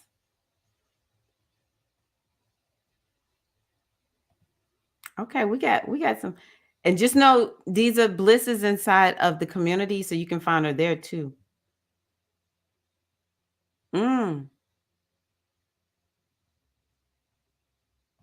You know, it's interesting that you mentioned that. These always brings up something so intellectual and just expansive. Hypermnesia. I actually think I kind of have that. It's a blessing and a curse. Because sometimes I'm like, what happened? I don't even remember. It was so traumatic. I can't even remember. It's like a protective measure. It's again, yeah, it goes into that. And my heart goes out to you to hear about your cousin who's just transitioned. We hold energy for you and your family. Um, Losing a cousin is not fun.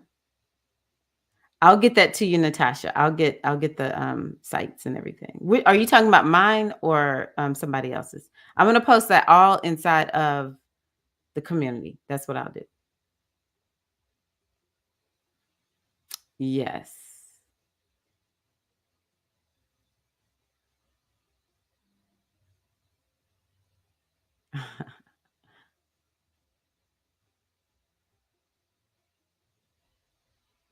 Good, bless. Good, good, good. Okay, good. Okay, sisters. So, yeah, that's what I have for us today. I think I'm going to pull a card. That way I'll feel like I got us all sealed up. And let me see here. Which deck am I going to pull from?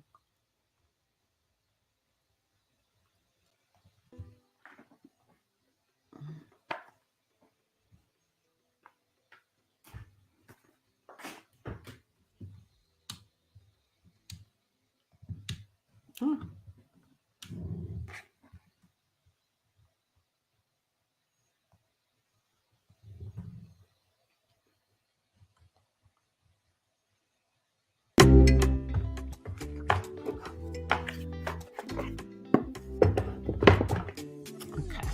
Okay. Okay, cool.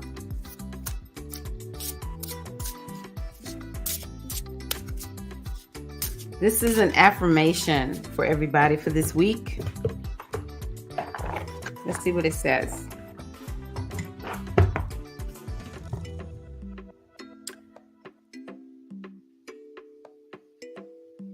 Oh, wow. Okay. The very thing that may be overwhelming me at this moment, someone else is praying for. The very thing that may be overwhelming me at this moment, someone else is praying for. Talk about a new way of looking at things.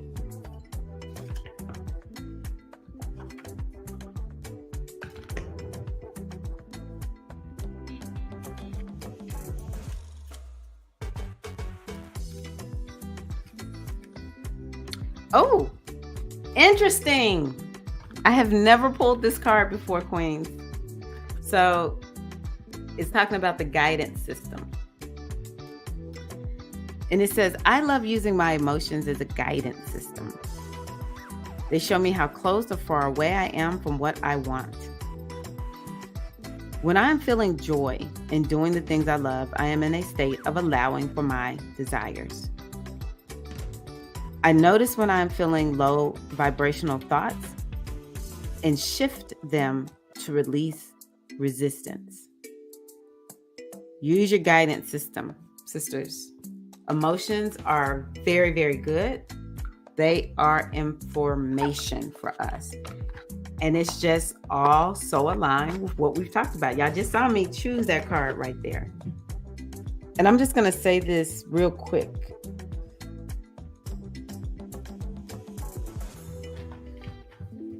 What is it? So sometimes I doubt myself because I don't exactly know where the words are coming from. I just know I'm like, oh, wait a minute. I see something now. And so yesterday, okay, I think it was one of the two videos. I made two videos earlier this week.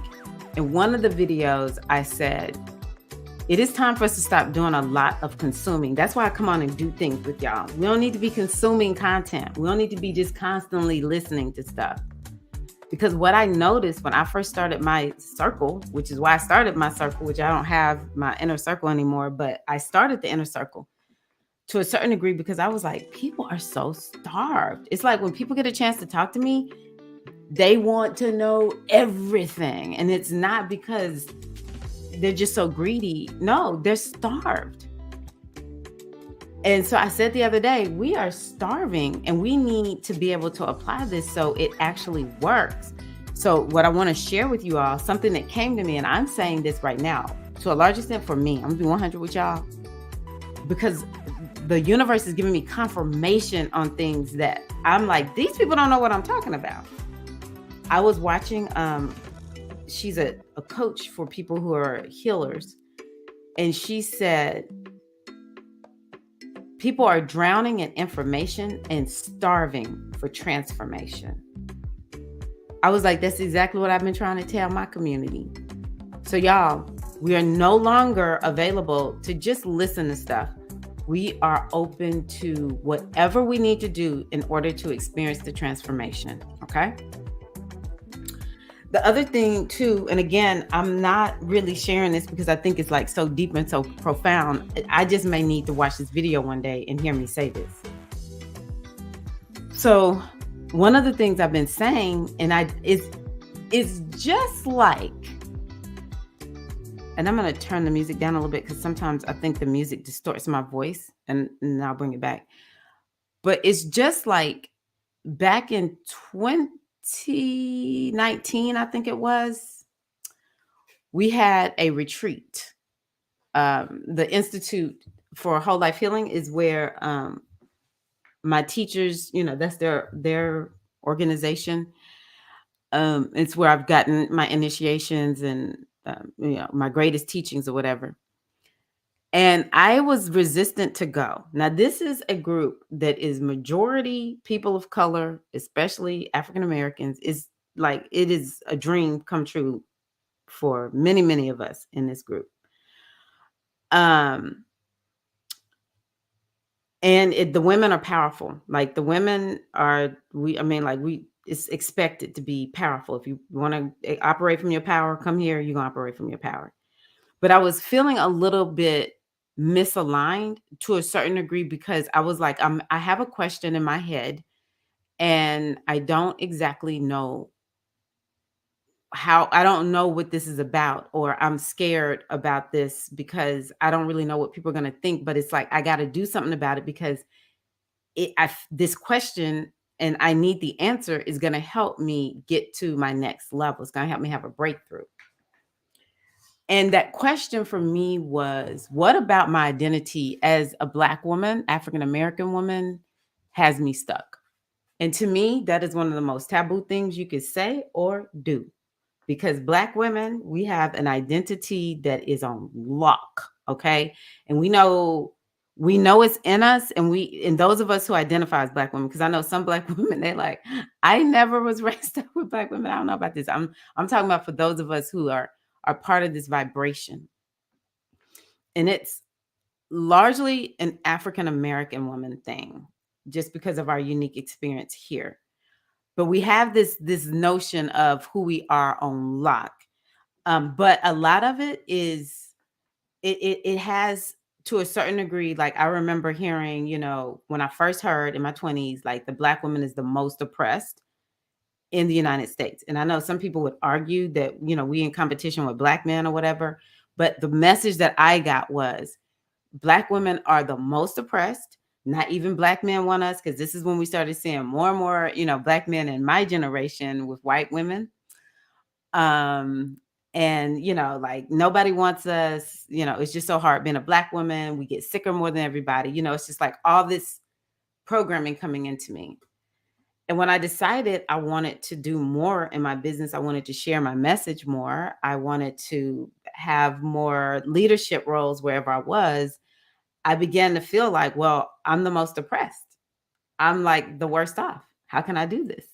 And it just, I felt I needed some place where I could go and say, I no longer, I reject that. I no longer align with that. And that's not, I'm not going to roll like that. People can feel, believe, think whatever they want, but I'm no longer available to that. And I'm not going to live that way. And I went into the group and it was kind of like, I don't know. I did not get supported. Let me put it that way. There was one who actually just pushed up against me. And so I kind of feel like that about this notion that has been coming to me about capitalism and how so for me for years I've been like I'm anti-capitalism. I don't like this system. I don't want to be a part of this system. And this system is evil, like all the things that we say about capitalism. And then here recently I've been like, oh my God, I just now see even the anti-capitalism. And the other day I said, I don't believe in being ultra wealthy. I need to qualify what I mean. It is the ultra wealthy in this culture. I don't know about no place else, but in this culture, to get that ultra wealthy, it's like you step on people. And if people are ultra wealthy and they didn't step on nobody, they got a company that believes in their people, and they're about sustainability and all of that. I would love to know that company. Okay. But the ultra wealthy, is definitely something to me. It's an example of extreme imbalance. What I do believe in being very, very abundant in a checking account into the millions of dollars. I'm like, well, come on, y'all, like being a millionaire, come on, like that's fair, right? Um, but anywho, just this anti-capitalism sentiment. And then I was like, I now see the game that's being run on us. To be anti-capitalism is creating a block to making money, because it's like, oh, I'm a part of this system. I'm not going to be part of this system. And I'm like, even in us doing things that we feel like are the right thing, it can actually become something that works against us. It can create a block to abundance, and you have to just create a new definition. So the new definition that I came up with for me as a Black woman, and it's one that, feel free to borrow it, is my Blackness is my gift. Okay. The curly hair, the big curvaceous hips, like total gifts. It is my blessing. It is what imbues me with all the greatness that I am. That's how I shifted. To me, to be a Black woman, to be a woman of color, is to be exceedingly special. This is not to disparage anyone else.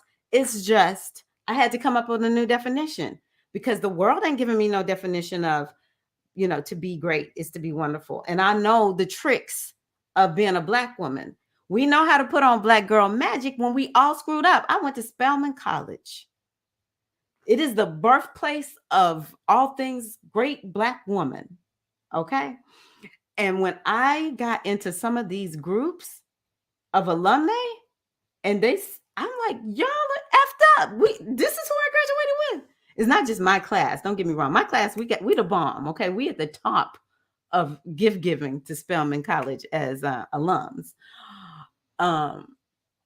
But just the collective, I'm like, we are crazy. Maybe not all of us, but I'm like, I left the group. I was like, I will have no parts of this. Y'all crazy. And then I saw some sister wounding stuff going on up in there. I'm like, nah. We all know it's a mess up in here. It's a lot of Black women. It's like, I cannot deal with my sisters because they keep wounding me.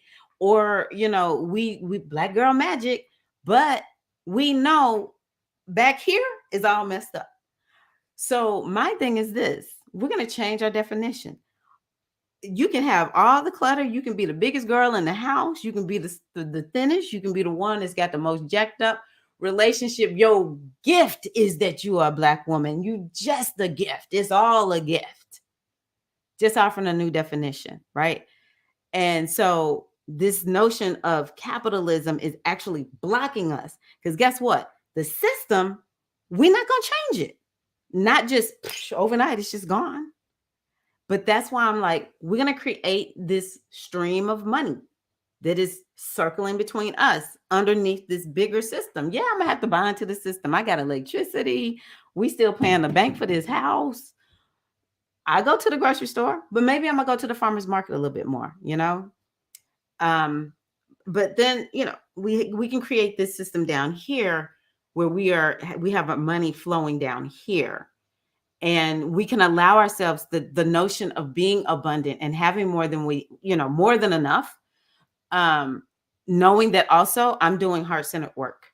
Knowing also that my money You send me money, I send money to Bliss. I send money to Debbie. I send money to Soul Root, right?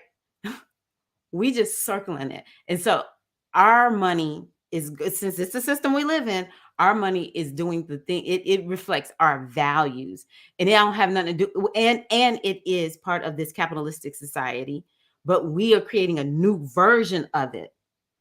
And yesterday I was listening to a lady who's been a coach for like 30 something years, 40 years, something like that. I think it's 30. Before coaches were really a thing. And she says something to that effect. She was like, look, the other thing she said is that I've been saying to you all is that we are at a juncture in history. Okay. Not this year, not the last few years, history. We are in a juncture where the way we make money, how we make money, how the world is going to be operating and functioning is up for grabs. I've been saying for years, get your online real estate. Get that website, that URL reserved. Then you're going to find some place to attach it to a website so you can sell your stuff. All right. So you can sell your services. So you can help people figure out how to come to your retreat. So you can figure out how to have people, buy your accounting services, whatever it is. But, the Great Resignation, the what is that called? Slow quitting or something like that. I can't remember. People moving from having to get in that car and driving to work to now so many people being able to work remotely. This is not just a thing of the pandemic. This is a part of where we're headed. And so when I heard this lady say this last night, she was like, this is a time where, and she said specifically, folks are getting capitalism wrong. Like our take, not that capitalism is, we need to change it, right? But it's, what do we do with it is largely what she's saying. That we now are at this juncture where we really and truly get to redefine how we work, how we make money. When she said that, I was like, this lady does not know me. She don't even know I'm watching this video. And this is the words I've been saying. Thank you to my guides. Thank you to my guides. So I've got to stop doubting what comes to me. I will say it, and whoever it's for is for. I'm going to say it over and over and over again. And I'm going to make a prediction. Let me turn the music on. I'll make a prediction.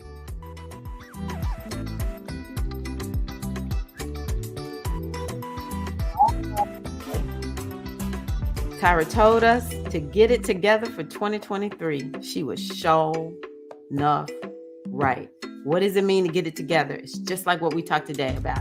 Get those spiritual practices going. Listen to your first diviner, your body. It has all the wisdom that you need.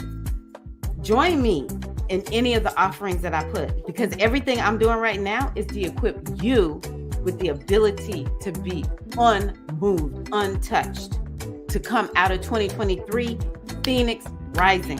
Not 2022, baby, 2023, Phoenix rising. Oh my gosh. Quiet quitting. Yes. Quiet quitting.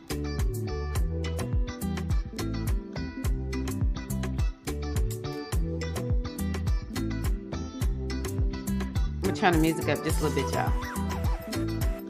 I hope it doesn't distort my voice too much.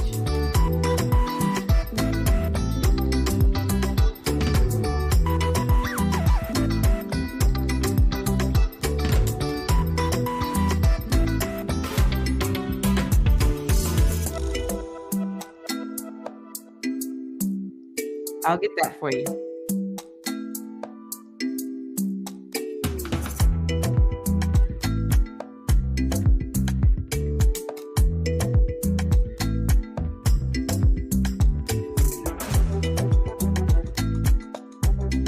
Yes. Yeah, I'm trying to let go. Oh, no, sisters.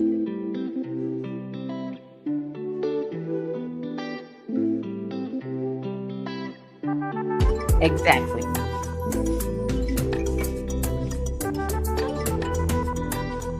I'll have to see. I'm not sure yet because I don't know exactly what to do.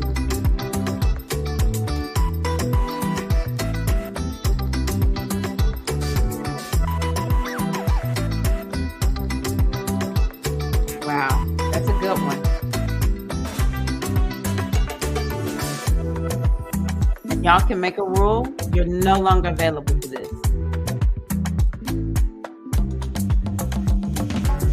Yes.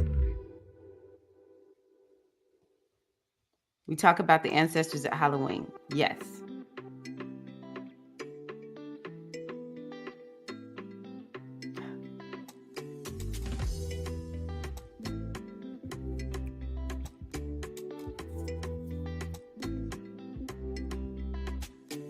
Yes, you're correct.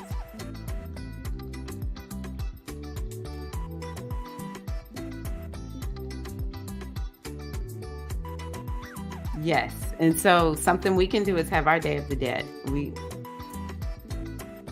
Most of us probably don't celebrate, like Halloween means Day of the Dead for us here.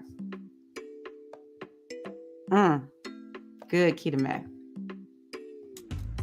True. Yay! Go Bliss. Keep working. Keep working, Bliss. We trying to get you some business. It is such a big deal when solopreneurs learn something new. Exactly. Y'all get me. Y'all vibe me. Y'all understand.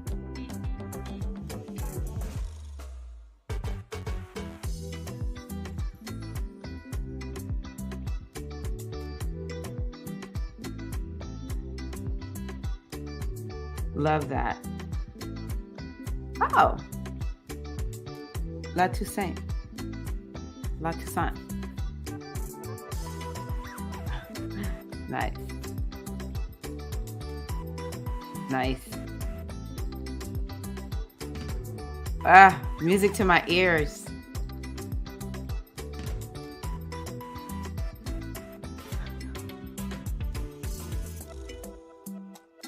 You're welcome. You're welcome. Thank y'all so much.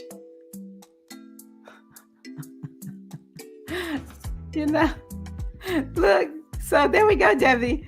Deeza did the same thing. Now she's a translator and a writer. Thank you. Because you know that matters to me, Bella. Okay, sisters. Thank y'all so much. I love y'all. And I'll keep you posted about Halloween. Yeah, I'm not sure. I'll have to see. Thank you. I appreciate you. Yeah. Blessings of the mothers be upon you all.